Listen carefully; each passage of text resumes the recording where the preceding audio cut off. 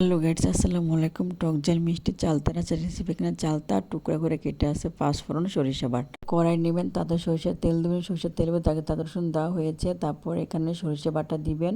সরিষা বাটা দিয়ে এটা ভালোভাবে নেড়ে চেড়ে তেলটাকে ভাজা ভাজা করবেন, যাতে তেলটাতে একটা সুঘ্রাণ আসে। তারপর টুকরা করা চালতাগুলো দিয়ে দেবেন। আগে থেকে চালতাগুলো সিদ্ধ করে রেখে দিয়েছি, আপনারাও সিদ্ধ করে নেবেন। তাহলে চালতাটা সুন্দরভাবে সিদ্ধ হয়ে যাবে, কোনো রকম পানি দেবেন না। এটা মিঠা আঁশ করতেছি, মিঠা দিয়ে রান্না করা হবে। এখানে দেখেন চালতা উঠিয়ে দেখবেন যে কোন পর্যায়ে আছে। তারপর স্বাদ মতো লবণ দিবেন।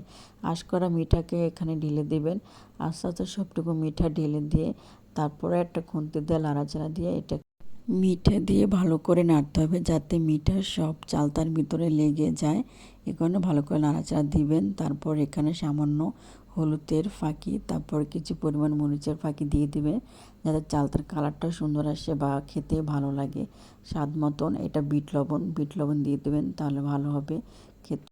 মশলাগুলো সব দেওয়া হলে তারপর ভালো করে কষিয়ে নেবেন, যাতে একটু পানি না থাকে।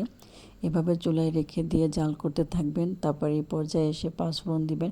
পাঁচফোড়ন আগের থেকে টেলে এটা ব্লেন্ডার করে রেখে দিয়েছি, তো এই পাঁচফোড়নটা আপনি দিয়ে দেবেন। তারপর লাড়াচাড়া দিবেন, যাতে একটু পানি না থাকে, শুকনো শুকনো হয়ে যায়, তাহলে নেমে রাখবেন।